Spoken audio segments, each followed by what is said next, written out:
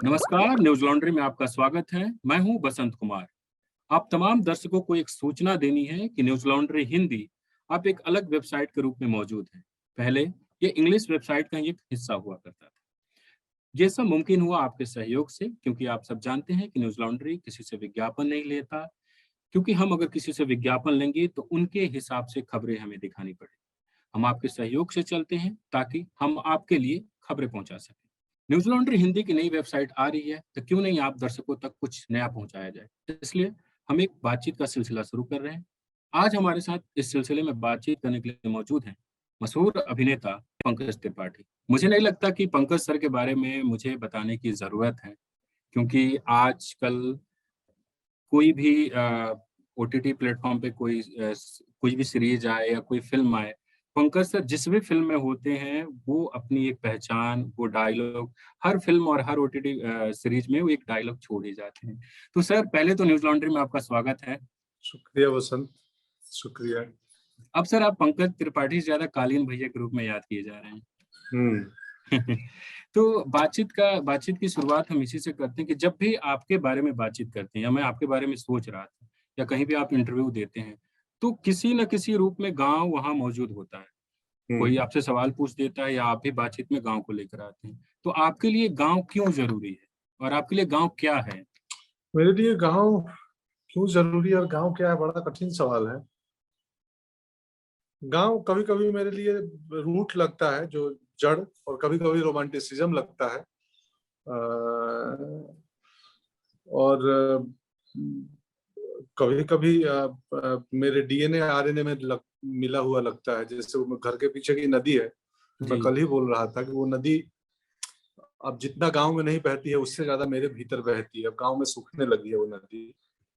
तो शायद मेरी जड़ें जुड़ी हैं, मैं वहाँ क 15-20 साल बचपन गुज़रा है।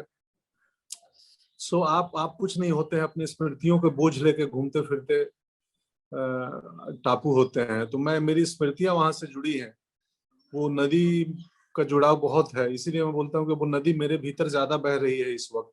गाँव में सूखने के कगार पे है ऑलमोस्ट। प्लस गाँव को लेके बड़ा रोमांटिसिज़्म भी है। मतलब मैं गाँव अब वैसे नहीं रहे भारत के गाँव जैसा, जैसे गाँव हम सोचते हैं, या हमें लगता है कि अ, एक आदर्श स्थिति वाली गाँव नहीं है वैसे गाँव। गाँव में जाता हूँ तो मैं 5-6 दिन में डिसअपॉइंट भी होता हूँ कि अरे यार, मतलब ये तो काफ़ी कुछ बदल चुका है। सो खैर, तो यही है, लेकिन गाँव इसलिए ज़रूरी है मेरे लिए कि माँ-बाबूजी हैं वहाँ, और मेरी जन्मभूमि है वो। जी। लेकिन सर गाँव को लेकर हम जब भी बात करते हैं, आपने भी कहा कि रोमांटिसाइज़ किया जाता है। हम एक आदर्श स्थिति की बात करने लगते हैं, लेकिन गाँव में आप भी कह रहे हैं बदलाव हुआ है और गाँव की अपनी एक पॉलिटिक्स है, गाँव में अपनी एक ऐसी कमियाँ हैं, गाँव के पास चीज़ें नहीं हैं, अपॉर्च्युनिटी नहीं है। क्या बदलाव आप देखते हैं और क्या ऐसा लगता है कि गाँव को रोमांटिसाइज़ करना ज़रूरी लगता है क्या? कि हुँ, गाँव में सब कुछ है? नहीं, वो बहुत है। देखो क्या होता है ना, कई बार आप हम बैठ के यहाँ बातें बातें करें, फिर लगता है कि या तो मैं अब जो जैसा है वो स्थिति में मुझे लगता है ठीक है, या तो मैं वहाँ बदलाव के लिए वहाँ पे जाके कुछ काम करूँ। मैं तो एक विज़िटर की तरह साल में 3 बार जाता हूँ, 2-3 दिन माँ-बाप से मिल के गाँव का घूम-घाम के आ जाता हूँ। तो बट फिर मैं सोचने लगता हूँ कि यार, बदलाव मैं भी जब इस गाँव में था तो परिस्थितियाँ ऑलमोस्ट, इंफ्रास्ट्रक्चर इससे भी खराब थी अभी जितनी है। बावजूद उसके मुझे पता नहीं, मैं अपने लिए कुछ बेचैनी थी, ढूँढता रहा। वरना मैं जिस गाँव से आता हूँ, तुम्हें मालूम है, वहाँ से अभिनेता बनने के बारे में सोचना भी लगभग नामुमकिन है, मुश्किल है। गाँव के लोग, जो बदलाव है पूरी दुनिया में आया है ना, उसी का एक छोटा प्रारूप, उसी का एक थोड़ा बदला हुआ रूप गाँव में है। गाँव के लोग बहुत ज़रूरत से ज़्यादा चतुर हो गए हैं, ज़रूरत से ज़्यादा सेल्फ सेंटर्ड हो गए हैं। अपने बारे में सोचते हैं। पहले मुझे याद है कि गाँव के किसी एक घर में आयोजन हो तो लगता था कि उस घर का आयोजन नहीं है, पूरे गाँव का आयोजन है। कुछ भी हो, शादी हो, ब्याह हो, यज्ञ हो, कुछ भी हो। तो अब जो सुर सबका समान रहता था, वहाँ भी सुर बदले हुए हैं। इंटरनेट, मोबाइल पहुँचने से जो जो इंटरनेट, मोबाइल संचार मीडियम ने जो प्रभाव शहरों में, नगरों में पैदा किए हैं, उस वो लगभग अब वो धीरे-धीरे गाँव में हो रहे हैं। जी। तो यही बदलाव है। अब मुझे मेरे गांव का एक इसी दफे की घटना है, मुझे मेरे गांव का एक लड़का, मेरा छोटा भाई जैसा ही है और बहुत स्नेह है मेरा, मुझे समझा रहा था। और मैं जी बोला कि यार तुम्हें क्या लगता है जीवन में मेरा और तुम्हारा अनुभव में, हम दोनों में से थोड़ा सा ज्यादा अनुभव किसके पास होगा? जी। तो उसने बोला मेरे पास होगा, आपके पास नहीं होगा। मैं बोला फिर जय हो, बहुत बढ़िया, सही हो तुम। जी तो तो, तो संचार मीडियम, अब वहां भी सोशल मीडिया का चलन चालू हो गया है गांव में। जी। काफी लोग इस्तेमाल कर रहे हैं, और वहां तो कई दफे ये भी लगता है उन्हें कि जो चीजें यहाँ देख रहा हूँ, पढ़ रहा हूँ, वो पता नहीं वो सब सत्य भी है क्या। सत्य भी है नहीं, सत्य ही है। हाँ, तो खैर यही है। उसी को सत्य मान के चलते हैं। अच्छा, हाँ अगला सवाल मैं पूछूं उससे पहले अपने दर्शकों को बता दूं कि पंकज सर जहां से आते हैं, जिस जिले से, इनके घर के कुछ ही दूरी पर मेरा गांव है। तो ये सवाल थोड़ा सा ये होगा कि सर, जो आपके गांव से एक रास्ता चाहे बरौली के लिए जाता हो चाहे महाराजगंज के लिए जाता हो, आपके समय में और हम लोग भी जब छोटे से बड़े हो रहे थे, तो रास्ता ऐसा था कि सड़क और गड्ढे का अंतर पता नहीं चल पाता था। गाड़ियां ऐसे चलती थी इधर से उधर लुढ़कते हुए। तो उसी रास्ते से आप कभी सिवान से ट्रेन पकड़े होंगे पटना के लिए, दिल्ली के लिए, या आप बस पकड़े होंगे सिवान से। गोपालगंज से तो ट्रेन चलती नहीं है अभी दिल्ली के लिए। आपके लिए क्या कभी वो रास्ता सिर्फ आपके घर से सिवान तक ही रहा, या दिल्ली पहुंचे, मुंबई पहुंचे, वैसे ही रास्ते मिले, भले देखने में उस तरीके ना दिखे हो, लेकिन उसी तरीके का कष्ट या संघर्ष रहा हो? जी तो यस, मेरा वास्ता उस सड़क से यही है कि मैं लिटरली दीदी के गांव जाता था उसी रास्ते से। और चूंकि मेरी जर्नी सिवान से दिल्ली की तरफ नहीं जाती है, मेरी पटना से दिल्ली की तरफ जाती है, तो जी। मैं गोपालगंज से पटना गया था गांव से अपने। और पटना एक 6 7 8 9 साल रंगमंच थिएटर करने के बाद दिल्ली गया पटना से। बट यस, अगर हम जीवन पथ की बात करें, हम्म। फिजिकल पथ नहीं।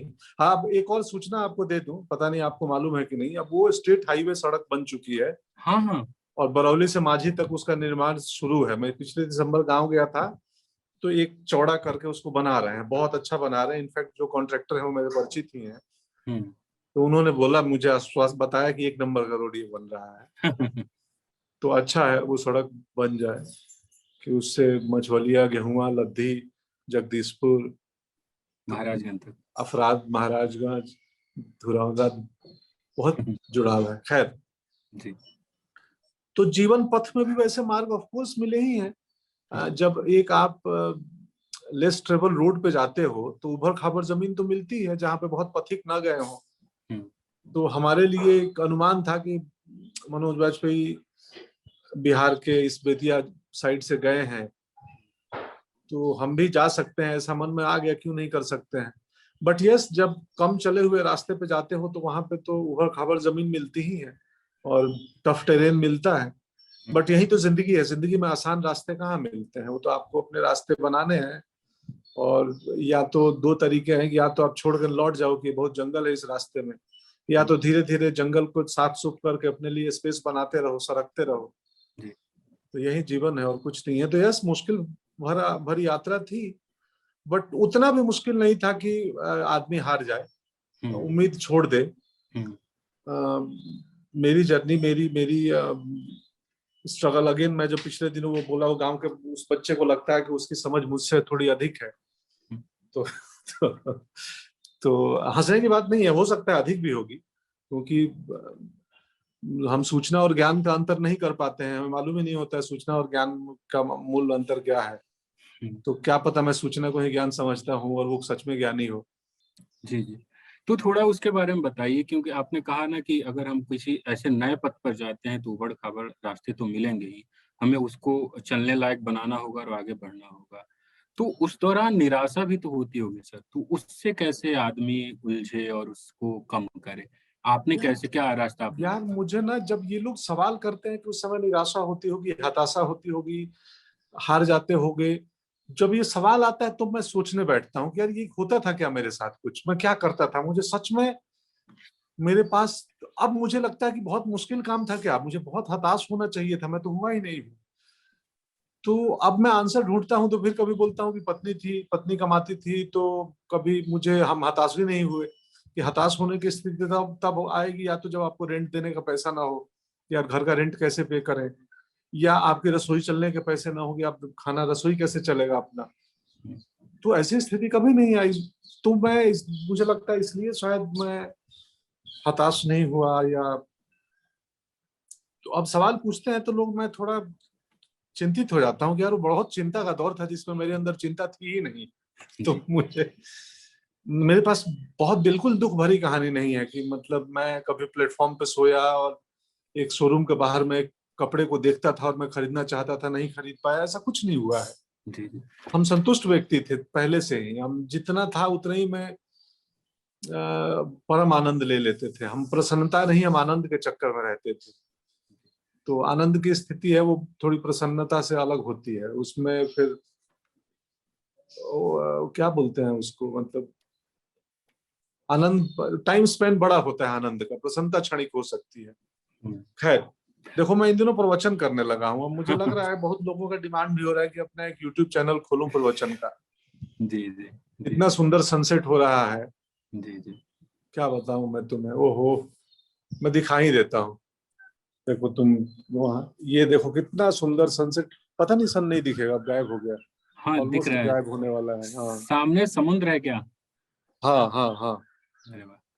बिल्कुल समुद्र है ये। देखो अभी बगुले लौट रहे हैं। पता नहीं अच्छा। तुम्हारे कैमरे में दर्ज होंगे कि नहीं सामने से। नहीं नहीं सर, बगुले तो नहीं दिख रहे हैं, सूरज दिख रहे हैं और हाँ, समुद्र दिख छोटे रहा छोटे हैं वो, नीचे से गुजर रहे हैं, अभी जा रहे हैं घर को। है। अभी दिखे। सर आप जैसे अभी बातचीत में आप दिखाने लगे पशु पक्षी, सूरज का डूबना, ये सब आपने अभी एक इंटरव्यू में आपका देख रहा था, तो आपने घर भी इसीलिए इधर खरीदा किसी खास इलाके में जहाँ प्रकृति के करीब हो। हाँ, तो शहर से। ये गांव से ही चीजें लेकर आए हैं कि प्रकृति के करीब रहना है और थोड़ा सा, क्योंकि गांव से में तो होता ही है कि आप एकदम खुले में रहते हैं, शहर में कहाँ मुमकिन हो पाता है। हाँ हाँ, ये पशुन वो पता नहीं, वो कहावत था, जोक चुटकुला था कि हम पटना में करते थे कि गांव के जो कुत्ते होते हैं ना, उनका पूंछ ऐसे ऐसे हिलता है लेफ्ट राइट, और शहर वालों हम्म। का ऊपर नीचे, क्योंकि स्पेस ही नहीं है बाएं दाएं। जी जी। तो नहीं, ऐसा नहीं है। अब हम, हाँ वो ऑफ कोर्स गांव से जुड़ाव था। हमारी पत्नी का इसमें बड़ा योगदान है। अभी इशारा कर रही थी बार बार कि मेरा जिक्र करो। हम्म। नहीं, ये घर उन्हीं का पसंद है, हम दोनों का पसंद है। इनफैक्ट उन्होंने देखा था और मैं गांव में ही था। तो चूंकि अब शहर में आप दिन भर काम करो और खिड़की से वापस वही इमारतें दिखने लगे ना, तो वो कंक्रीट से थोड़ा मेरे को, मुझे ऐसा सुकून चाहिए, शांति चाहिए। भले थोड़ा थोड़ा मुश्किल है यहाँ आना जाना, उतना आसान नहीं है, बट हम्म। चलेगा। शांति बहुत है। तो यस, गांव में रहा हूँ, और गांव में रहने के संग संग मुझे थोड़ा नेचर से, प्रकृति से, घूमने से बहुत लगाव है। तो इसकी वजह से यहाँ आ गया। अब वो भी एक अलग अद्भुत चीज है। अभी पत्ते कुछ ना कुछ पौधों में अभी नए पत्ते आ रहे हैं। हम्म। और जब नए पत्ते आते हैं तो हरे पत्ते हल्के लाल रंग के होते हैं जब नए नए निकलते हैं। तो नौ पल्लव किसले बोलते हैं, किसले भी बोलते हैं उनको, नए पत्तों को नौ पल्लव। हाँ, तो खैर मेरा है प्रकृति से जुड़ाव कि मैं पेड़ को, पौधों को घंटों देख सकता हूँ, चिड़िया को, नदी को, तालाब को। इसीलिए यहाँ आया हूँ। पंकज त्रिपाठी सर, आप जहाँ के रहने वाले हैं वहाँ पे मुझे याद है जब हम लोग थोड़े बड़े हो रहे थे तो जामू में सिनेमा हॉल बन रहा था। बन रहा था, दो फिर सिनेमा बने थे। हाँ तो वहाँ पे फिल्म स्टार या फिल्म मेकर जो भी, मतलब हम निर्देशक को तो जानते भी नहीं थे, हम अपने समय में नहीं जानते थे, आप तो आप हमारी पहली पीढ़ी है, हमसे पहले की पीढ़ी है। तो आप जब एक्टर्स को देखते थे अपने बचपन के दिनों में, स्कूल के दिनों में, तो आप क्या सोचते थे? हम लोग सोचते थे कि ये असली में सब कुछ हो रहा है, बाद में मुझे पता चला कि यार ये सब तो शूटिंग होता है। आप क्या सोचते थे? आप भी ऐसे ही सोचते थे? हाँ हाँ हाँ, हम भी, मुझे याद है नाइन्थ में पहली बार वीडियो लगा था। वो तो माधोपुर में बना भी नहीं था, वो तो हमारे 10th के बाद बना था जामो में। एक प्रकाश टॉकीज और एक दूसरा, क्या, दोनों बंद हो चुके हैं वापस। जी। अब एक बेकरी बन गया है शायद, उसमें ब्रेड बनने लगा है। तो मुझे वीडियो पे एक किस्सा याद है, अंधा कानून देख रहा था फिल्म। तो मैं पोस्टर पे घुस गया, उसमें मुझे लगा अंधा कानून यानी अंधे का नमक, अच्छा। अंधा का नून। पूरी पिक्चर में अंधा का नून बोले यार, ना अंधा कोई आया ना नून की बात हुई। पिक्चर खत्म होने के बाद वापस पोस्टर देखने लगा, तब मुझे लगा कि ये तो कानून है, एक साथ है। अंधे का नून हम जी समझ जी। लिए थे। तो हाँ हाँ, लगता था। बाद के दिनों में जब कहीं शादी ब्याह में वीडियो देखते थे मिथुन दा की फिल्म में, तो उन फिल्मों में या बहुत सारी फिल्में, व्यवसायिक फिल्में, तो उसी में रोना आ जाता था और लगता था कि यार क्या बात है। तो लेकिन बहुत कम फिल्में देखा हूँ, बहुत ज्यादा नहीं देखा हूँ। मतलब मैं वो जब थिएटर बने थे जामो, उसमें बामुश्किल में 2 बार गया होऊंगा उस थिएटर में। हम्म। वो थोड़े दिन के लिए ही बने थे, बाकी बंद हो गए। तो मैं फिल्में कम देखा हूँ, बहुत ही कम। जैसे गाँव में उस समय शादी वादी में भी फिल्में चलती थी, क्योंकि सीडी का दौर वीडियो। आया नहीं था, वीडियो डीवीडी से, या ऑर्केस्ट्रा होता था या नाच होता था। तो सर जैसे गांव में लोग जाने नहीं देते हैं, परिवार वाले जो गार्जियन होते हैं वो कहते हैं बिगड़ जाओगे। हम लोग वो तक ठंडी के दिनों में रजाई के तकिए को ऐसे गोल सा बना के मूड़ी बना देते, शरीर बना देते हैं और भाग जाते थे। आपके साथ भी हुआ और कभी आप मार खाए हैं ये सब देखने के लिए? हाँ, मार तो नहीं खाया हूँ, बट जरूर गया हूँ मैं रात को। कि कभी घर के लोग सो गए, हम तो द्वार पे बाहर ही सोते थे, जी। तो सो गए तो पुआल वाल उठा के लगा के चादर ओढ़ा दी और चले गए। मेरे यहाँ काली माई है, काली माई के पास बारात टिकता था। हम्म। बारात की जगह होती है ना हर गांव में, कि वहीं पे जी। बारात टिकेगी। एक ब्रह्म बाबा काली माई ग्राम पंचायत भवन या कोई सरकारी इमारत के पास, जहाँ एक हैंडपंप हो, चापाकल हो, जहाँ एक एक दो रूम्स हो, ताकि कभी बारिश वारिश आए तो बाराती रूम की तरफ चले जाए। हर गांव में 2-3 स्पॉट होते हैं बारात टिकाने के। हम्म। तो हम वही काली माई के पास कभी, या उधर तो ग्राम पंचायत भवन के पास रात को चले जाते थे नाच देखने। मुझे ऑर्केस्ट्रा बिल्कुल पसंद नहीं था तब भी। हम्म। और मुझे पसंद था नाच और कव्वाली। हम्म। रेयरली कभी कभी कव्वाल पार्टियां भी आती थी गांव में, किसी की शादी में कोई लोग लाते थे। मुझे याद है मेरी बहन की शादी में, वो डॉक्टर साहब थे वहीं के खगनी के, तो हम्म। कव्वाल पार्टी आई थी। 2 अच्छा। टीमें थी कव्वालियों की, तो कव्वाली गायन हुआ था उसमें, बड़ी बहन की शादी में। तो और थरुहट जो हमारे यहाँ चंपारण का एक थारू इलाका है, वो अपना ठोड़ी और जो 2-3 ब्लॉक्स हैं थरुहट के बेतिया में, हम्म। तो वहां से लौंडा नाच कंपनी थी मेरे यहाँ, श्री भगवान शर्मा की, माधोपुर में। हम्म। और उनके ही एक उनके नाच वो थे रामचंद्र। 2 पार्टियां थी माधोपुर में, श्री भगवान शर्मा का नाच कंपनी और रामचंद्र का। तो श्री भगवान के टीम में थरुहट लौंडे होते थे, लड़के नाचने आते थे, तो कमाल डांस करते थे। तो मुझे अभी भी याद है, एक लक्ष्मणवा करके लड़का था, अद्भुत नाचता था। मैं उसका जब श्री भगवान का कहीं नाच हो तो मैं चाहता था पहुंच जाऊं देखने। अभी पिछले दिनों गया था, श्री भगवान शर्मा को अब कम दिखने लगा है, उनका हारमोनियम बजाना छोड़ दिए। हम्म। यार ये हम इंटरव्यू नेशनल वेबसाइट पे कर रहे हैं और बातें गांव घर की नाच पार्टी की कर रहे हैं, क्या हो रहा है? नहीं, इससे कोई मतलब दर्शक तो जरूर जानेंगे। हाँ हाँ हाँ। तो सर नाच अब आप देख रहे थे, तो अब आपको लगता था जब, क्योंकि जो नाच होता है उसमें लौंडे जो लड़का ही लड़की बनकर डांस करते हैं ना, ना ऑर्केस्ट्रा में तो नाटक नहीं होता है, लेकिन नाच में परंपरा रही है कि रात नाटक। को एक नाटक होगा ही। वो सब चीजें देख के आपके अंदर चीजें आई? कोई नाटक आपने देखा हो? एक नाटक होता था 20 साल बाद, हमेशा होता था हर नाटक में। पाठ बोलते थे उसको, नाच में नाच और नाच के बाद पाठ। जी। ये पाठ हुई वो रात को 12-1 बजे से पाठ चालू होता था। रोटी और बेटी और घुंघरू और एक लोटा पानी और 20 साल बाद। हम्म। तो वो पाठ में, यस ऑफ कोर्स, उसी पाठ का पहला जो हमारे इस गांव में साल में एक ही नाटक होते थे, बट वो नाच में जो पाठ होता था, हम्म। उसमें एक जोकर बहुत इंपॉर्टेंट रोल प्ले करते थे हर नाच में। तो हम्म। हमारे यहाँ ज्ञानी थे, ज्ञानी भाई, ज्ञानिया। हम्म। हम्म। तो ज्ञानिया अद्भुत जोकर था, मतलब ऐसा ऐसे किस्म किस्म का मुंह बनाते बनाते थे वो। हम्म। तो मुझे जोकर बहुत प्रभावित करते थे। मैं नाच देखने ना इसलिए भी जाता था कि जोकर कैसा है। हम्म। वो हंसाने का काम अद्भुत होता था। तो यस, उस नाच का और पाठ का बहुत प्रभाव है, बहुत प्रभाव है। क्या उसी शुरुआती दौर में कोई बीज आपके मन में पड़ गया था कि ऐसा कुछ नहीं, करना क्योंकि है? तब तो नाच पार्टी में हमको ज्वाइन नहीं कर सकते थे ना। हमें तो तब तो पढ़ाई लिखाई, करियर को, डॉक्टरी, घर वाले चाहते थे डॉक्टर बनूं, हम्म। या किसी सरकारी नौकरी में जाऊं, सरकारी जॉब की खोज होती थी। तो तब तो ट्रिप अलग था ना। हम्म। तो कब ऐसा लगा, मतलब आप पटना आए, आपने एक होटल का कोर्स किया, बीच में आप पॉलिटिक्स भी कर रहे थे, किसी पॉलिटिक्स भी कर रहे थे। कब आपको लगा कि हाँ अब मैं, मतलब मुझे एक्टर बन जाना चाहिए, मुझे बनने की कोशिश पटना करनी पटना आने के होटल की जॉब के दरमियान जब सीरियस थिएटर करने लगा लगातार, रंगमंच, तो मैंने तय किया कि यार अब ना, अब एक्टिंग ही करना चाहिए और इसी से रोजी रोटी चल जाए तो मजा आ जाए। होटल के दरमियान 98 99 में, क्योंकि होटल में मुझे लगा कि यार ये काम मैं इस तब तक था कि डॉक्टर बन जाओ, डॉक्टरी फेल हो चुकी थी, फिर कुक बनने का प्रयास हुआ कि शेफ बन जाएंगे बाहर, बहुत पैसे हैं, और थिएटर सीरियस हो गया। तब तक मैं पूर्णकालिक रंगमंच का कार्यकर्ता हो चुका था, मैंने रंगकर्मी। तो साइकिल पे घूमते थे और पटना में पढ़ने लगे थे। पटना में अच्छी बात है, पढ़ाई का कल्चर है, संगत है। तो पता चला हम लोग चेखव को, कालिदास को, अज्ञे को, रेणु जी को, नागार्जुन को, न जाने जितने लेखक हैं हिंदी के और बाहर के जो रूपांतरित मतलब अनुवाद आते थे किताबें, उनको तो पढ़ने का चलन था। और पढ़ते पढ़ते लगा कि गुरु अगर अभिनय अब करना है सीरियसली, इसी काम से अगर रोजी रोटी चल जाए तो मजा आ जाए, क्योंकि इसमें ओवर टाइम नहीं लगता, इसमें थकते नहीं है, इसमें भागने का मन नहीं होता कि अब घर चले जाएं।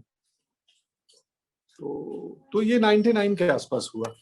तो कौन ऐसा व्यक्ति था जब आप पटना में पॉलिटिक्स कर रहे थे और होटल में काम कर रहे थे, तब आपको नाटकों के करीब ले गया? कोई एक खास कोई व्यक्ति था या कोई संगठन था? नहीं, कोई व्यक्ति नहीं था, उसमें परिस्थितियां थी जी। कि मैं छात्र जीवन में, मुझे रंग में वो तो छात्र राजनीति में मुझे लगा कि यार चल रहा था। मैं एक आंदोलन में जेल गया था, जेल और उसके पहले ही देख रहा था। तो मुझे मैं नगर में आज देख के, और जो भी कुछ स्पीक मैके का प्रोग्राम हो तो मगध महिला में चला जाऊं, स्पीक बिस्मिल्लाह खां की शहनाई सुना हूं मैं राजन साजन मिश्रा को लाइव गाते हुए सुना हूं पटना में। मैं कल्चरल डिपार्टमेंट का या अपना सॉन्ग एंड ड्रामा डिवीजन का कुछ परफॉर्मेंस है तो कल्चरल एक्टिविटी पटना में देखने लगा था लगातार। और देखते देखते मेरा झुकाव उस तरफ, राजनीति से ज्यादा उधर होने लगा कि यार ये काम ज्यादा मजेदार है। और तो फिर समय था, वो कोई एक व्यक्ति नहीं था। फिर धीरे धीरे लोग परिचय होने लगा। जब आप आर्ट एंड कल्चर के सर्कल में एक गंभीर दर्शक बन जाओ, और सुधी दर्शक और गंभीर दर्शक तो रंगकर्मी और कलाकार भी जानने लगते हैं कि यार ये लड़का हमेशा आके दूसरी लाइन में बैठ जाता है बिना नागा किए। तो वो भी मुस्कुरा देते हैं आपको देख के। उनको मालूम है कि यार ये डेली रेगुलर ऑडियंस है, ये हर परफॉर्मेंस में, ये आर्ट एंड कल्चर वाली हर गतिविधि में लड़का चुपचाप साइकिल लगा के खड़ा रहता है। तो वहीं गांव से आया हुआ बालक, कॉटन का पैंट, कॉटन का शर्ट पहना, हवाई चप्पल पहने, साइकिल स्टैंड वाले ने मुझसे पैसे लेने छोड़ दिए थे, कालिदास संग्रहालय के। तो उनका नाम है सुनील भाई। जी जी। क्योंकि लगता था यार तुम तो रोज आते हो, अब तुम्हारे जैसा दर्शक चाहिए हमें, तुम मत दो। ₹1 फी था आई थिंक साइकिल स्टैंड का, वो भी मेरा माफ था जी। तो वो वक्त था। और धीरे धीरे धीरे धीरे जान पहचान होने लगा इन लोगों से, रंगकर्मियों से, ग्रुप से। मैं चाहता था सतीश आनंद सर के ग्रुप में जाऊं, बहुत अच्छा ग्रुप था उनका, कला संगम। बट उसमें जाना नए लोगों के लिए मुश्किल, क्योंकि वहां अनुभवी अभिनेता चाहिए। वहां अगर तुमको रिहर्सल में झाड़ू लगाने की भी अनुमति मिल गई तो बहुत बड़ी बात है, एंट्री तो मिल गया, वो भी नहीं मिलता था। इप्टा वैसे ही बड़ा ग्रुप था, वहां घुसना मुश्किल था। तो विजय कुमार पटना आए थे, एक एनएसडी ट्रेंड एक्टर हैं एफटीआई के, उन्होंने एक नया ग्रुप शुरू किया। तो वो नया ग्रुप, हम 8-10 लड़के जो मेरी तरह बेचैन थे, उनको लगा कि गुरु ये मौका है, नया ग्रुप है, इसमें आ जाओ। तो मंच करके एक संस्था शुरू हुई 96 में, जिसमें हम सब लोग जुड़ गए। और विजय जी उसके डायरेक्टर थे। और उस संस्था को जब विजय जी के बाद चलाने वालों में मैं, शशि मुख्य, बाद में थोड़े दिन बाद मुंचुन आए, पुंज प्रकाश जो अभी रंगकर्म करते हैं वहां पे एनएसडी का, वो भी, शशि तो नहीं रहा, उसका देहांत हो गया। तो हम लोग मंच नाम की एक संस्था बनाई थी, और उसमें बहुत ही लंबे वक्त तक पटना में और बहुत ही अग्रेसिव तरीके से थिएटर किया था। रोज हम कुछ ना कुछ करते थे, कुछ ना हो तो गांधी मैदान में जाके स्ट्रीट परफॉर्मेंस कर दिया। परसाई की एक रचना उठाई, माता दिन चांद पे 4 दिन रीडिंग की, रिहर्स की, और गांधी मैदान में जाके माता दिन चांद पे कर रहे हैं। सो गांधी मैदान में जो मूंगफली बेचने वाले, जो मदारी दिखाने वाले, जो वो सेक्स क्लिनिक चलाने वाले, वो सब जानने लगे। हमें देख के बोलते थे यार रुक जाओ, मेरा अभी तमाशा शुरू होगा, मैं अपना खेल खत्म करूं तब तुम लोग करना। तो हम ऐसा होता था। एक किस्सा याद है मुझे, हम लोग स्ट्रीट प्ले कर रहे थे, एक बंदा आया और वो थोड़ा नशे में था, आई थिंक वो ड्रिंक करके आया था। उस समय बिहार में अलाउड था, प्रतिबंधित नहीं था। तो उसने सीधे अपने जेब से ₹50 का नोट निकाला और चलते नुक्कड़ नाटक में बोला कि अरे सुनो रुकिए, ₹50 लीजिए, बोला वो वाला सीन मुझे करके फटाक से दिखा दीजिए, जाना है मुझे। तो हम सब हंसने लगे और हमें लगा यार कितना अद्भुत दर्शक है। इसको बोला मुझे टाइम कम है मेरे पास। हमने बोला वो सीन अभी आएगा, रुकिए। बोला नहीं नहीं, समय कम है ना, और मुझे वो सीन जल्दी देख के निकलना है, तो आप पैसे ले लो 50 रुपए और दिखा दो, मैं जाऊं।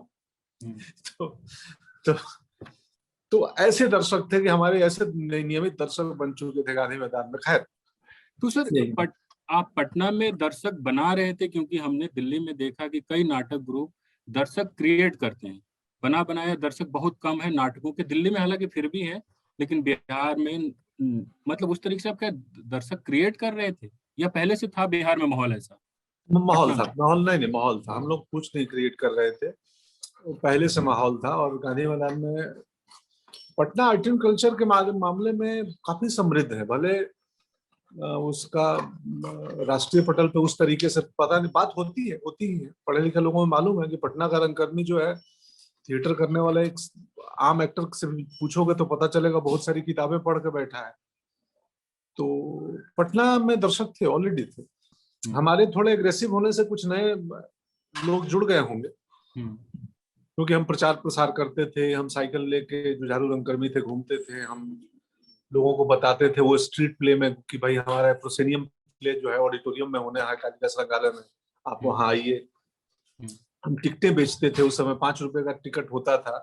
तो हम लोग मौर्य लोग कॉम्प्लेक्स में चले गए, किसी भी कमर्शियल इलाके में जाके, दुकानों में, ऑफिस के नीचे, पार्किंग में, कि भाई हम लोग थिएटर करते हैं, 5 रुपए का टिकट है, आप प्लीज खरीदिए, और सिर्फ खरीदिए मत, आइए देखने। हम चाहते हैं कि आप आए देखें, आपको यकीन मानिए मजा आएगा, अच्छा लगेगा। तो ऐसे टिकट भी बेचते थे हम लोग घूम घूम के। उस वक्त में मैं डॉक्टर्स लोगों को, हम जाके कुछ डॉक्टर्स को जोड़ते थे हमारे। मैं अपने ग्रुप से जोड़ा था डॉक्टर उषा शर्मा को, हमारे मोहल्ले में रहती थी। हमारे मोहल्ले में कुछ बुजुर्ग लोग वॉक करते थे वहां टीवी टावर के पास, तो मैं उनको खूब जाके बताता था कि मैं ये प्ले कर रहा हूँ, और आप लोग आए। तो वो आते तो नहीं थे, बट बहुत तारीफ करते थे कि बहुत अच्छा काम कर रहे हो तुम, कम से कम आर्ट एंड कल्चर के। उसमें कुछ एक दो लोग ऐसे थे जो लंदन से पढ़ के आए हैं, तो वो लोग शॉक्ड होते थे कि अच्छा तुम लोग थिएटर करते हो, जानते हो दुनिया के थिएटर के बारे में। बुजुर्ग लोग थे, रिटायर्ड लोग थे, सुबह वॉक करते थे, तो मैं वहां भी पहुंच के उन्हें बताने लगता था कि सर नाटक है हम लोगों का। फिर आप एनएसडी पहुंच गए। थोड़ा हाँ, एनएसडी के दिनों की बातें बताएं हमें कि क्या, कैसे आप दिल्ली में रहते थे, क्या करते थे, किस तरीके से प्रैक्टिस हुआ करता था, क्योंकि हम लोग नाटक तो देख ही रहे हैं, लेकिन एक्टर कैसे तैयारी करते हैं, कैसे उनको ट्रेंड किया जाता है, थोड़ा अगर बताएं। वो बहुत ही खूबसूरत पार्ट है। मतलब एक्टिंग ट्रेनिंग का जो पार्ट है ना, वो बड़ा इंटरेस्टिंग पार्ट है। मतलब बहुत कुछ सीखने समझने को मिलता है उसमें। और एनएसडी की ट्रेनिंग अभिनेता बनाने से ज्यादा अच्छा आदमी बनाने की ट्रेनिंग है। कि आप जब अभिनेता, मतलब क्या कि हम किरदारों के दुख को, किरदारों के दर्द को, किरदारों के कॉन्फ्लिक्ट को, उनके मनोदशा को, उनके उहापोह को, उनकी दुविधा को, उनकी ईर्ष्या को, उनके प्रेम को समझते हैं। तो जब आप दूसरे के मनोभाव को समझने लगते हैं, तो आप अपने से बियॉन्ड जाके सोच रहे हैं दूसरे लोगों के बारे में, दूसरी परिस्थितियों के बारे में, तो आप खुद थोड़े समृद्ध होते हैं, थोड़े धनी होते हैं। तो अभिनेता की ट्रेनिंग वैसे बड़ी खूबसूरत ट्रेनिंग है। तो एनएसडी में हमारे जीवन के बहुत महत्वपूर्ण और अद्भुत 3 साल थे। मलाल इस बात का है कि वहाँ गंभीरता थोड़ी कम थी मेरी। अब मुझे मौका मिलता है एनएसडी जाने का, तो मैं थोड़ा और ज्यादा गंभीर होकर पढ़ता, और भागता नहीं किताबों से लाइब्रेरी। वहां पे थोड़ा मैं किताबों से भागने लगा था। मुझे लगता था कि यार एक्टिंग तो करने की कला है, इसमें पढ़ने का क्या है, इसमें पढ़ाई किस बात की। पढ़ाई से भाग के तो एक्टिंग में आए थे। और पटना में पढ़ाई नाटकों का होता था, थ्योरी की पढ़ाई नहीं होती थी। एक्टिंग का जो थ्योरी पार्ट है एनएसडी में वो होता था। क्लासिकल इंडियन ड्रामा पढ़ाया जा रहा है, मॉडर्न इंडियन ड्रामा पढ़ाया जा रहा है, वेस्टर्न ड्रामा पढ़ाया जा रहा है, वर्ल्ड थिएटर पढ़ाया जा रहा है। तो लगता था यार ये तो बहुत पढ़ाने लगे वापिस से लोग। तो खैर, बट बहुत सुंदर था, बहुत सुंदर था वो। एनएसडी के वक्त ने भी बहुत कुछ शेप अप किया। जो गांव का लड़का जिसकी बात तुम कर रहे थे कि उस उबड़ खाबड़ रास्तों से, बेलसण से निकल के आए थे, तो ड्रामा स्कूल में शुरुआत के दिनों में थोड़े कल्चरल शौक भी लगते थे, वहां का खुलापन देख के, वहां का माहौल देख के। तो उसको एडजस्ट करने में भी थोड़ा वक्त लगा, बिगनिंग के 2-3 महीने। तो फिर आप क्या होता है ना कि आप कई घाट पे पानी पीते हो तो पानी का अंतर समझ में आने लगता है ना। हम्म। तो खारा पानी या मीठा पानी समझने के लिए आपको दोनों पानी चखना पड़ेगा ना। हम्म। तो खैर वैसे ही है कि एनएसडी की ट्रेनिंग अद्भुत थी। उसमें कमाल की एक और दूसरी चीज थी कि हमारे बैच में 3 बैच एक साथ होता है, first year, second year, third year. 60 लोगों में थे उस वक्त, और 60 में ऑलमोस्ट 28 स्टेट के बच्चे। तो आप वहां पे सच में समझ आती है कि आपके बैच में एक मणिपुर का, मेरे बैच में मणिपुर का भी लड़का था, उड़ीसा का भी था, साउथ दक्षिण भारत का भी था, लेह लद्दाख का भी एक सीनियर था थर्ड ईयर में हमारे साथ। तो पूरे भारत के हर प्रदेश से, हर इलाके से आए हुए एक बच्चा, एक लड़का या एक लड़की के साथ आप रह रहे हो, उनके साथ आप सीख रहे हो। तो बहुत कुछ सीखने समझने को मिलता है, और दृष्टि खुलती है कि अरे यार। खैर, तो यही था, एनएसडी का टाइम बहुत अद्भुत था मेरे लिए। मैं दुनिया को जाना, समझा, पढ़ा, पढ़ा कम, थोड़ा कम पढ़ा, बट ऐसा नहीं है। वहाँ वहाँ क्लासरूम के बजाय कई बार हॉस्टल में नीम पेड़ के नीचे कोई सीनियर बैठ के 1 घंटा प्रवचन दे दिया, और वही कुछ इंसाइटफुल बातें सुनने को मिल गई, समझने को मिल गई। वो अद्भुत सर, था। मैं कह रहा था कि जब हम किसी छोटे शहर से आते हैं, गांव से आते हैं, तो हमारे पास उतनी जानकारी नहीं होती है। हम उतने सारे चीज़ नहीं पढ़े होते हैं, नहीं देखे होते हैं। जब हम आते हैं तो कॉलेज में कोई बहुत समृद्ध परिवार से आया, समृद्ध जिनके आर्ट कल्चर का पूरा एक माहौल रहा है। तो आपको उस वक़्त थोड़ी एक्स्ट्रा मेहनत करनी पड़ी अपने क्लासमेट के बराबर आने में, या उनसे नहीं नहीं थोड़ा? नहीं नहीं नहीं नहीं नहीं, मैं जानता था कि मेरे से इनके पास जो अनुभव है, एक्सपीरियंस है, एक्सपोजर है, वो मेरे से भिन्न है, मेरे से ज्यादा नहीं है, मेरे से हुँ, अलग है। मेरे पास जो है वो इनसे अलग है। तो जो मैं तुम्हें दे सकता हूँ तुम मुझसे ले लो, और जो तुमसे मुझे चाहिए वो हम इंटरएक्सचेंज करते थे, अपने थॉट, बातचीत, ख्यालात। यही तो खूबसूरती है ना, कि ग्रामीण पृष्ठभूमि का लड़का आया है तो वो तो कुछ तो अपना अनुभव लेके आया है। इस संसार में बिना अनुभव का तो कोई व्यक्ति नहीं है। तो जो हमारे पास अनुभव है हम तुमसे शेयर करते हैं, तुम अपना वाला अनुभव हमें शेयर करो। कल्चरल एक्सचेंज तो ऐसे ही होते हैं ना। हुँ, तो मुझे कभी उसमें मेहनत एक्स्ट्रा नहीं करनी पड़ी, और हुँ, ना ही वो इंफीरियोरिटी कॉम्प्लेक्स हुआ कि मैं कम जानता हूँ या मैं नहीं जानता हूँ। लगा कि मैं जो जानता हूँ वो तुम नहीं जानते हो, और तुम जो जानते हो वो मैं नहीं जानता हूँ। तो आओ बैठ के हम दोनों एक दूसरे की जानकारी का आदान प्रदान कर ले। हुँ, तो थोड़ा मैं समृद्ध हो जाऊंगा, थोड़ा तुम भी हो जाओगे। हुँ। तो फिर आप मतलब जैसे बाकी लोग एनएसडी से निकल के कुछ दिन थिएटर करते हैं, नाटक करते हैं, फिर मुंबई जाते हैं। आप सीधे मुंबई चले गए? सीधे या नहीं आप? गया था, मैं पटना गया था नाटक करने। हुँ, सैया भाई कोतवाल नाटक किया पटना में, 4 महीने रहा। हुँ, और बट प्लानिंग थी कि वो बॉम्बे जाऊंगा मैं। 4 महीने ने उस पुख्ता कर दिया, और शायद 1 साल बाद जाता, तब तक चाहे थोड़े पैसे कमा लूं तो जाऊं। क्योंकि मुझे लग गया था कि यार ये रंग कर्म करने के लिए हिंदी इलाकों में बहुत मुश्किल है थिएटर करना। या तो आप अभावग्रस्त जीवन के लिए तैयार रहिए, या आप फिर आप सरकारी संस्थानों में, मंत्र संस्कृति मंत्रालय में, और कहीं ना कहीं वो जो एक सरकारी सेटअप में जुगाड़ बनाइए कि आपको सरकारी सहयोग मिलता रहे। तो मेरे लिए बड़ा मुश्किल था। हुँ, और मैं अभिनेता था, डायरेक्टर भी नहीं था, एक्टर था। हुँ, तो हिंदी बेल्ट में एक्टर को रंगमंच में सरवाइव करना बहुत मुश्किल है। हमारा रंगमंच कमर्शियल नहीं है, व्यावसायिक नहीं है। हुँ, तो लग गया था कि बॉम्बे ही जाना है मुझे। हुँ। तो बस यही है। तो मतलब जैसे एनएसडी में पूरी आपकी ट्रेनिंग हुई थी थिएटर एक्टर की। आप 4 महीने में आपको लगा कि थिएटर करके तो घर नहीं चल सकता। नहीं नहीं, ये 4 महीने का पहले लगा था। वो 3 साल वो पटना में थे, एनएसडी जाने के पहले मालूम लगा था। जी।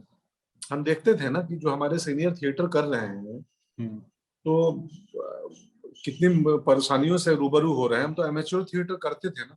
हुँ, तो हम एमेच्योर थिएटर से आए थे ड्रामा स्कूल में, तो हमें तो मालूम था एमेच्योर थिएटर की परेशानी है। बिहार में प्रोफेशनल थिएटर नहीं है हिंदी इलाकों में। महाराष्ट्र में है, गुजरात में है। शो होते हैं तो एक इन्वेलप मिलता है हर एक्टर को, इन्वेलप में पैसे होते हैं, पर शो पेमेंट होता है। हुँ, तो वो तो बिहार में है नहीं। हम बिहार में रंगमंच करते हुए 1 रुपया भी नहीं कमाए होंगे हुँ। 5-6 सालों में। तो पहले से मालूम था कि रंगमंच करना मुश्किल है। तो बट लगा था कि इसके बाद हम वर्कशॉप कर लेंगे, टीचर बन जाएंगे थिएटर के कहीं। बट एनएसडी की ट्रेनिंग के बाद लगा कि उसके लिए भी संबंध बहुत जरूरी है, कि आप का वैसे लोगों से संबंध हो, या उनके गुड बुक में रहे, ताकि आपको वर्कशॉप मिले, या आप मंत्रालयों में आपकी जान पहचान हो। फेलोशिप, स्कॉलरशिप और प्रोजेक्ट्स के, तो वो मुझे लगा थोड़ा मेरे लिए मुश्किल है। तो फिर चलते हैं इंडिपेंडेंट, अपना अपना अपनी छोटी सी चाट की दुकान खोलते हैं बम्बई में, वहीं जो होगा देखा जाएगा। जी, जी। जैसे आप बताते रहते हैं कि आप और मैम दोनों साथ ही पहुँचे थे और फिर कमी नहीं थी, मैम कमा रही थी और घर-परिवार चल रहा था। लेकिन सर कभी ऐसा लगा कि मतलब एक हमारे हिंदुस्तान में एक्टर और मतलब हीरो की एक छवि है ना कि गुड लुकिंग और बॉडी-शॉडी, तो कई बार लोग बताते हैं कि अमरीश पुरी, ओम पुरी या नवाजुद्दीन शाह को लोग कहते थे कि आप ऐसे आप फ़िल्म एक्टर लायक या अभिनेता लायक नहीं है, आपका चेहरा ऐसा है। आपको कभी किसी ने ऐसा बोला तो नहीं? नहीं नहीं, मुझे कभी किसी ने नहीं बोला। नहीं।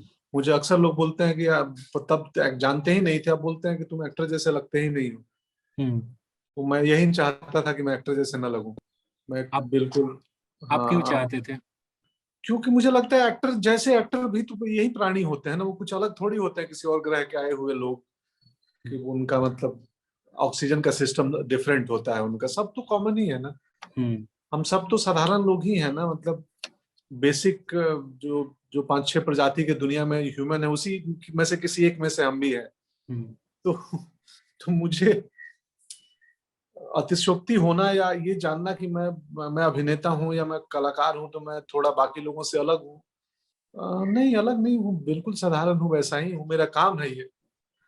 मेरी रोजी रोटी अभिनय से चलती है, इस काम में मजा आता है मुझे, तो बाकी मैं बहुत सामान्य करके रखता हूँ जीवन को। और मैं आर्ट में भी सामान्य चाहता हूँ, वो सिंपल लगे, एक्टिंग देखने में बहुत कठिन ना लगे, हुँ। ग्रेट ना लगे देखते हुए कि बहुत ग्रेट कुछ हो रहा है, लगे यार बहुत तो सामान्य हो रहा है, साधारण हो रहा है। साधारण होना आज के डेट में असाधारण हो गया है, बस। सर, आपको जब हम अभिनय करते हुए देखते हैं, आपसे मैं 1-2 बार मिला हूँ, दोनों एक अलग दुनिया मुझे लगती है। मतलब बिल्कुल लगता है कि आप बातचीत करते हुए और आपका अभिनय देखते हुए ऐसा लगता है कि मतलब मैं 2 लोगों को देख रहा हूँ। तो आप कैसे दूसरे आदमी बन जाते हैं? और एक सवाल ये भी है कि बतौर जर्नलिस्ट हम लोग दिन भर खबरों में जी रहे होते हैं। तो मतलब कई बार परिवार के लोगों के साथ भी खबरों की ही बातें होने लगती है। दोस्त यार मिलते हैं तो दुनिया की कोई बात नहीं होती है, खबरों की बात होती है। तो आप अपने आप को कैसे किरदार से निकाल लेते हैं, घर पे आते हैं, बातचीत करते हैं? तो थोड़ा-सा ये मैं जानना चाह रहा था। नहीं नहीं, मेरे लिए अभिनय वो मीडियम है जिससे मैं, मेरे जो बाकी के शौक हैं वो पूरे हो सकते हैं। मेरा अभिनय के इतर दुनिया भर के हजार शौक हैं, घूमने का, देखने का, खाने का, पढ़ने का, संसार देखने का। तो इसलिए मैं अभिनय करता हूँ कि इससे इतनी कमाई हो जाए कि मैं बाकी के शौक पूरे कर लूँ। तो मैं पैकअप होते घर आता हूँ, फिर मैं निकल जाता हूँ, मैं अभिनय में उसी सिनेमा की दुनिया में नहीं रहता हूँ। पूरे लॉकडाउन हो गए, 9-10 महीने, एक साल ऑलमोस्ट हो गए, मार्च मैंने 2 फिल्में देखी हैं। एक बंगाली में ज्येष्ठो पुत्रो अभी देखी, और एक ट्रांस करके मलयालम फिल्म, कुछ नहीं देखा हूं मैं। तो मेरे दूसरे बाकी है, घूमने का, देखने का, वो दूसरा। तो मेरा अभिनय निमित्त मात्र उतना ही है कि बाकी के मैं, मेरा जीवन यापन अच्छे से चलता रहे, और जो दूसरा कुछ करना है कर लूं। यस, ऑफ कोर्स इसमें मजा आता है इस काम में, और उसमें भी मुझे मालूम है कि मैं वो औसत हूँ। ये वक्त की बात है कि लोगों को बहुत बेहतर लगता हूँ। और औसत के पीछे ये भी वजह, मुझे आज ही सोच रहा था कि यार महीने के 25 दिन अभिनय करोगे तो आप औसत ही रहोगे। आप रोज रोज ब्रिलियंट पत्रकारिता कैसे कर सकते हो? ब्रिलियंट खबरें कहाँ से रोज मिल जाएंगी? आप वही घुमा फिरा के फेंटोगे उसी में, मैदे में चंपई रंग डालोगे और बोलोगे देखो अलग चीज बन गया। हुँ, हुँ। तो अभिनय में भी वही है कि हम जब लगातार करते हैं तो वही करते हैं कि मैदे में चंपई रंग डालते हैं। हुँ, हुँ। तो बट ठीक है, उससे कोई बात नहीं है, चलता है, जीवन ऐसा ही है। फिर आनंद वही है ना, मैं कहीं कल किसी कोई पढ़ रहा था कि आप दाल भात भुजिया में ना साधारण चीज को रोज खाना है, और हुँ। दोनों टाइम खाना है एक ही भोजन, और उसमें आनंद ढूंढ लो, यही अचीवमेंट है। लेकिन मैं एक दर्शक के रूप में बोल रहा हूँ कि आप बिल्कुल डिफरेंट लगते हैं, जब आप पर्दे पे होते हैं। आप सर क्रेडिट देने में मतलब मैं बीते दिनों आपसे बातचीत भी हो रही थी कि जब मनोज बाजपेयी की बात जब भी आती है, आप भावुक हो जाते हैं और आप कहते हैं कि उनकी बहुत बड़ी भूमिका रही है। तो थोड़ा आप अपना और मनोज बाजपेयी का अगर बताएँ कि कैसे क्या अभी संबंध रहे हैं? और क्रेडिट जिस दौर में लोग एक-दूसरे की कहानियाँ चुरा ले रहे हैं, कई बार ऐसी खबरें आती हैं, हम लोग देखते हैं। उसमें आप अपनी सफलता का क्रेडिट किसी और को दे रहे हैं, जबकि आपको भी पता है कि आपकी बहुत मेहनत है। ऑफ कोर्स मेहनत नहीं, क्रेडिट।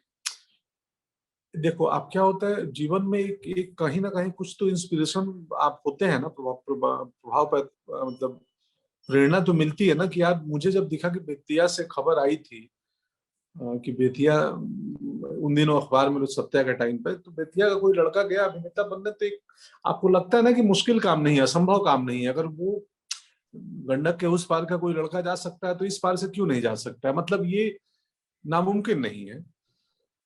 तो जीवन में कई बार आपको लोग, किताबें, यात्रा के दरमियान ट्रेन में बैठा हुआ कोई व्यक्ति आपको कुछ इंसाइटफुल, कुछ प्रेरणा दे के चला जाएगा, पता नहीं चलता है। आप रिसीविंग एंड पे रहो, आप लेने के एंड पे रहो। हम अपना रिसीवर बंद कर देते हैं आज के दौर में। हर कोई को लगता है कि वो सब उसको समझ है, वो सब जानता है। मैं 9वीं 10वीं क्लास में मैं बड़ा रिसीविंग नेचर का था। मैं जो जिसकी भी सुनता था तो सुनता था, और मुझे लगता था कि इसमें से क्या लिया जा सकता है, या इस व्यक्ति ने आज क्या दिया है मुझे। तो मनोज भैया की जर्नी ने वैसे ही प्रभावित किया कि यार वहां वो जा सकते हैं तो मैं क्यों नहीं जा सकता हूँ। तो इसलिए और लकीली इन दिनों 2 3 बार हम साथ में मंच साझा किए तो वो बातें याद आ जाती हैं। वो होटल का किस्सा, या अभी एक क्रिटिक्स चॉइस अवार्ड में हम दोनों साथ थे, उनको बेस्ट एक्टर, मुझे सपोर्टिंग एक्टर। तो मैं बोला ये देखो, ये जीवन के वृत्त जो है ना, लाइफ सर्कल, वो कैसे पूरे होते हैं कि एक व्यक्ति जिससे आप इंस्पायर होते हो उसके साथ स्टेज साझा कर रहे हो, तो ये अपने आप में बड़ी बात है ना। और इसमें क्यों किसी को क्रेडिट देना, क्या मतलब, सत्य सत्य है। उसमें क्यों शायद ये बात बताना बहुत बच्चों को इंस्पायर करेगा, या ये किस्सा से बहुत लोग प्रभावित होंगे कि यार मुश्किल नहीं है। जब एक को देख के दूसरे ने किया तो मुझे देख के 100 बच्चे सोच रहे होंगे कुछ भी करने का, मतलब स्पेस में जाने का, कुछ और करने का। जरूरी नहीं है कि सब किसी को एक्टर ही बनना है, सिनेमा ही करना है, पत्रकारिता करना है, साइंस करना है, आर्ट करना है, मेडिसिन में जाना है। दुनिया भर के फील्ड है। मैं हमारा बिहार वैसे ही यूपीएससी और आईएएस आईपीएस प्रोड्यूस करता है, तो वो सब असाधारण लोग ही है ना, जो गांव में रहते हुए तय करते हैं कि यार यूपीएससी करना है, और निकल आते हैं और कर लेते हैं एक दिन। तो अद्भुत लोग हैं। चूंकि हम सिनेमा में हैं, हमारे मीडियम में अलाउड है कि इंटरव्यू दे, बातचीत करें, हम दिखते हैं तो लोग जानते हैं। बाकी तो अद्भुत है। बहुत लोग कर रहे हैं सिवान हो, गोपाल में, जो भारत के अलग अलग गांव खेड़े हिस्सों के लोग अपने अपने स्तर पर कमाल का काम कर रहे हैं। जी जी। मनोज बाजपेयी की कोई ऐसी फिल्म, मैं ये सवाल थोड़ा सा पूछना चाह रहा था, कोई ऐसी फिल्म हो जो आप उन्होंने किया हो और आपको लगे कि मैं ये करना चाहता हूँ? नहीं नहीं, मैं ऐसा कोई मेरे जीवन में है ही नहीं कि यार ये मैं करना चाहता हूँ या करना काश मैं करता। हम्म। मुझे लगता है कि वही नागार्जुन की कविता, जो नहीं हो सके पूर्ण काम उनको करता हूँ मैं प्रणाम, मेरी चाहत ही नहीं है वैसी। हम्म। मुझे कोई फिल्म देखता हूँ, प्रभावित होता हूँ, कोई बोलता है रीमेक, इसका रीमेक या इसका एक दूसरा वर्जन बनाते हैं, मुझे लगता है ये तो बन गई है, इसी का क्यों, कुछ मौलिक ढूंढो, कुछ ओरिजिनल लाओ, नया हम्म। बनाते हैं कुछ। तो ऐसा कुछ नहीं है। सर, अभी मैं एक रिसर्च कर रहा था तो मैंने कहीं पढ़ा कि आपने कहा कि इरफान खान आपके प्रिय अभिनेता हैं, उनका असमय निधन हो गया। आप उनको कैसे याद करते हैं और उनका क्या योगदान रहा आपके अभिनेता बनने में?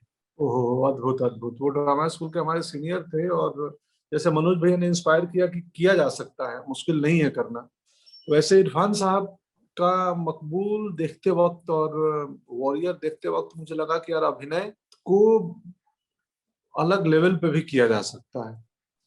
तो और मैं उन तो उनसे उनसे बतौर एक्टर बहुत प्रभावित था मैं। तो मुझे लगता था कि यार ये व्यक्ति कुछ अलग कर रहा है, कुछ अलग कर रहा है, ये अंदर अंदर ही बोल देता है लेकिन सब कम्युनिकेट हो जा रहा है, ये क्या है। और मैंने सिर्फ इरफान साहब ही एक ऐसे अभिनेता है जिनकी लगभग लगभग सारी फिल्में हिंदी में जो बनी है देखी है मैंने। तो पान सिंह तोमर में देखा तो मैं विस्मित था कि ओ माय गॉड, 2 बार जाके थिएटर में पान सिंह देखा हूँ। शायद पहली फिल्म है मेरे जीवन की जो 2 बार देखा हूँ थिएटर में, इकलौती फिल्म है। तो उनको बाद में सुनता था, उनके इंटरव्यू पढ़ता था, और उससे भी बहुत कुछ सीखने समझने को मिलता था। तो विलक्षण व्यक्ति थे, अभिनेता थे।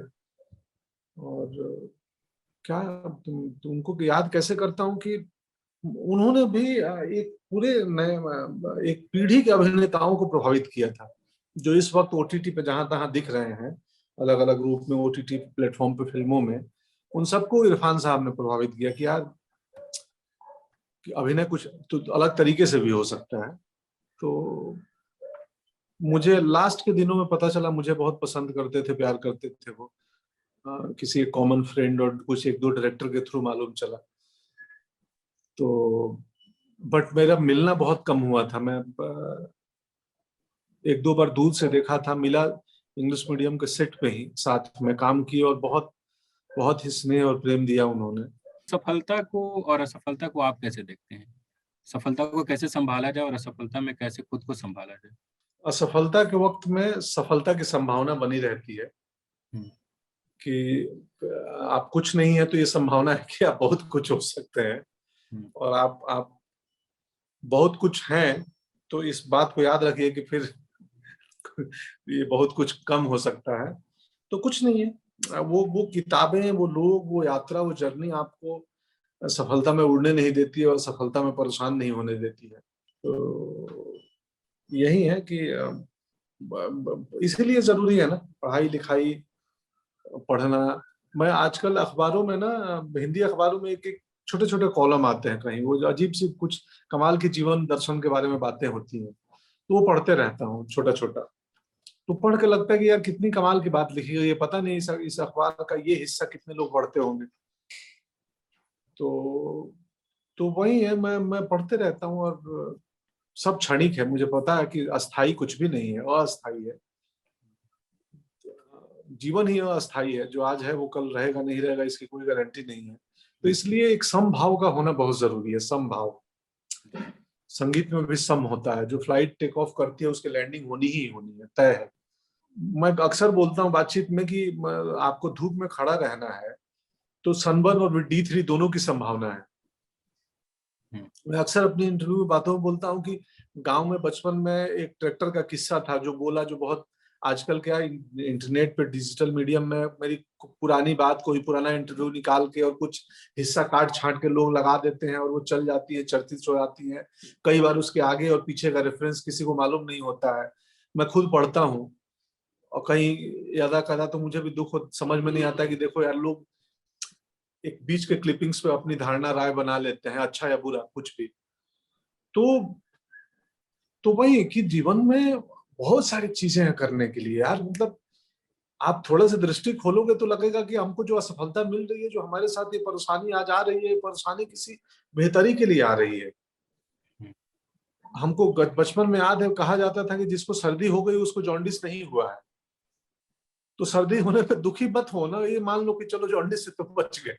जी, तो बुरे से बुरे स्थिति में आप बेहतरी की और अच्छाई की उम्मीद तो रख ही सकते हैं हम्म।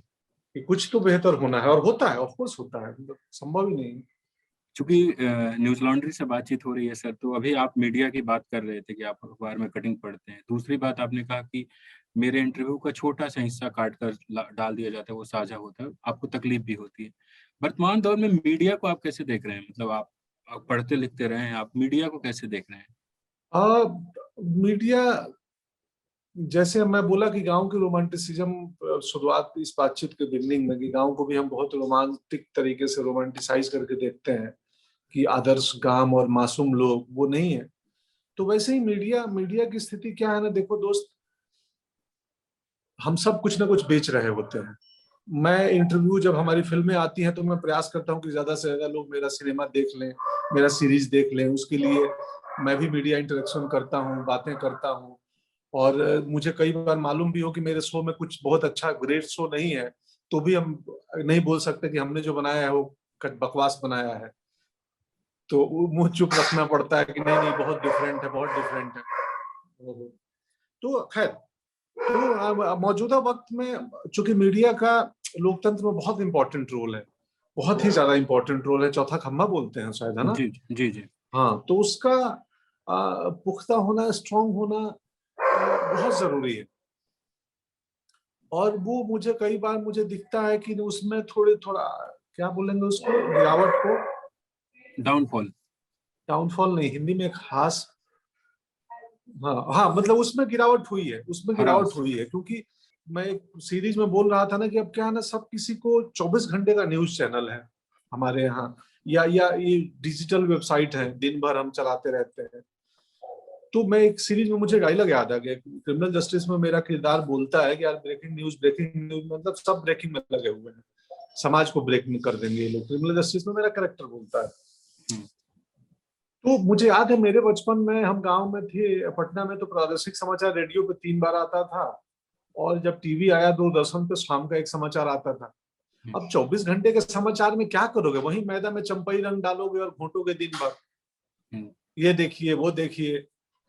तो बट वो व्यवसाय है, वो टीआरपी का खेल है, वो विज्ञापन आना है, क्योंकि वो आप समाचार बेच रहे हैं, और जो उसको विज्ञापन दे रहा है वो साबुन तेल बेच रहा है, मैं भी बेच रहा हूँ कुछ। तो लगभग बाजार की स्थिति बनी हुई है। बाजार की जब स्थिति बनती है तो नफा नुकसान ज्यादा इंपॉर्टेंट हो जाता है सही और गलत के। जी, ग्रे है, ग्रे है। हम ग्रे मतलब जैसे हम किरदारों को करते हुए चाहते हैं कि ब्लैक एंड व्हाइट नहीं होता है कि ये अच्छा है ये बुरा है, कि तुम्हारा न्यूज एकदम सही है और दूसरे का न्यूज एकदम गलत है। थोड़ा ग्रे एरिया है, ऐसे नहीं देख सकते हैं।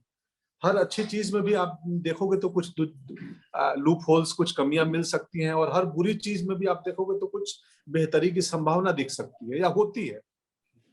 तो ऐसे ही है, बट ओवरऑल मैं देखता हूँ मीडिया की स्थिति इन दिनों, तो